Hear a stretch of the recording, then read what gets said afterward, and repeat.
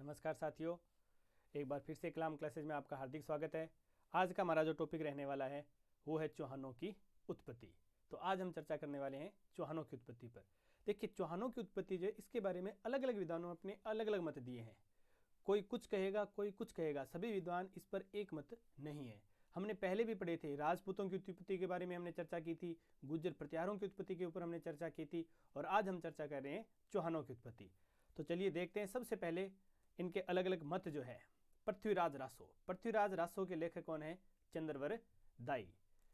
हमीर रासो देखिए, हमीर रासो दो रचनाएं हैं। एक सारंगधर लिख रहे हैं 13वीं शताब्दी में, जबकि एक हमीर रासो लिखेगा जोधराज 18वीं शताब्दी में, वो अलग बताएगा और ये रासो अलग। तो ध्यान रखना, हमीर रासो के अंदर अलग अलग मत होंगे, दोनों रासो अलग अलग बात कहेगी। सारंगधर द्वारा जो लिखी हुई है वो पहला मत दे रही है दोनों रासो तथा सूर्यमल मिश्रण, जिनकी रचना है वंश भास्कर और वीर सतसई।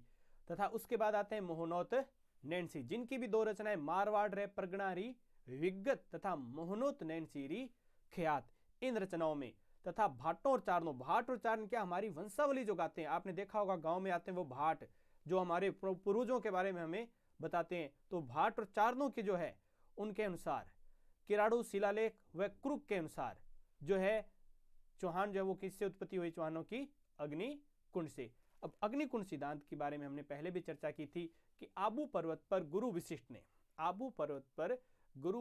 ने एक यज्ञ किया था और उससे 4 राजपूत जातियों की उत्पत्ति होती है। 2 चै थे, 2 पै थे। कोई कहता है 2 पै थे, 2 चै थे। हमें इस पच के अंदर नहीं पढ़ना है, हमें इस पच में नहीं पढ़ना है। तो हमें क्रम भी याद करना है। पच से पै से परमार, चै से चालुक्य, पै से परमार, चै से चालुक्य, फिर पै से प्रतिहार और चै से चौहान।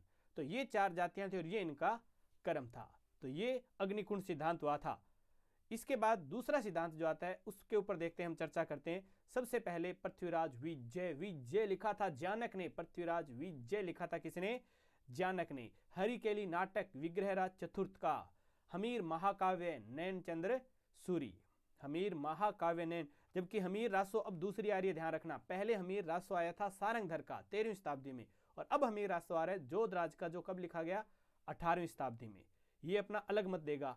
चौहान प्रशस्ति है बेदला शिलालेख और सुरजन चरित्र जो है उसके अनुसार। और डॉक्टर गौरीशंकर ओझा 2 मत दे रहे हैं। पहला मत ये दे रहे हैं और एक मत और देंगे। और हर्षनाथ मंदिर का शिलालेख, ये सारे क्या कहते हैं कि चौहान जो थे वो सूर्यवंशी थे। चौहान क्या थे? सूर्यवंशी थे। देखिए, दोनों रासो अलग अलग बता रही है। रासो एक बता रही है अग्निकुंड और दूसरी बता रही है सूर्यवंशी। लेकिन ध्यान रखना, अग्निकुंड वाला सारंगधर है और सूर्यवंशी वाला जोधराज है। फिर आगे चलते हैं हम। अचलेश्वर मंदिर का जो लेख है, आबू अभिलेख है और हांसी अभिलेख जो है, ये कहते हैं कि चौहान जो थे वो क्या थे? चंद्रवंशी थे। जबकि रायपाल का शिवाड़ी अभिलेख चौहानों को बताएगा इंद्रवंशी। फिर आगे चलते हैं। और पंडित दशरथ शर्मा खुद पंडित है। 1170 का बिजौलिया अभिलेख किसके समय लिखा गया? जल्दी से कमेंट करके बताइए, तब तक मैं ये बताता हूं, उसके बाद बताऊंगा आपको। गोपीनाथ शर्मा व कायम खान रासो ये क्या कहते हैं कि पंडित दशरथ शर्मा खुद पंडित है, तो क्या कह दिया? ब्राह्मण वंशीय या विप्र वंशीय कहता है ये। और ये बात लिखी हुई 1170 के बिजौलिया अभिलेख में। 1170 का बिजौलिया अभिलेख जो लिखा गया था वो लिखा गया था पृथ्वीराज चौहान तृतीय के पिता सोमेश्वर चौहान के समय लिखा गया था, और उसका लेखक था गुणभद्र। तो बताइए साथियों, किस किस को ये लेख किया था? इंपॉर्टेंट है। इसी लेख के आधार पर ही तो पंडित दशरथ शर्मा ने कहा था कि चौहान जो है ये ब्राह्मण वंशीय। इस लेख में लिखा हुआ है कि चौहानों को वत्स गोत्रीय ब्राह्मण कहा गया। इसके अंदर डॉक्टर भंडारकर कहते हैं खज जाति के से निकले थे चौहान जो थे, और खज विदेशी जाति थी, यानी कि विदेशियों का समर्थन ही कर रहे हैं ये भी। उसके बाद गौरीशंकर ओझा मैंने कहा था 2 मत देगा, एक सूर्यवंशी में दे रहा है और एक ओझा रोहिड़ा सिरोही का रहने वाला है, और ओझा तो कहेगा क्षत्रिय, और इस बात का समर्थन करेगा डॉक्टर सीवी वेद्य इसका समर्थन करता है। उसके बाद बात करें, कर्नल जेम्स टॉड विदेशी है, विलियम कुक विदेशी है, डॉक्टर स्मिथ विदेशी है, ये सारे विदेशी है। तो ये मत भी कौन सा देंगे? विदेशी कहेंगे कि चौहान क्या थे? विदेशी थे। चौहान क्या थे?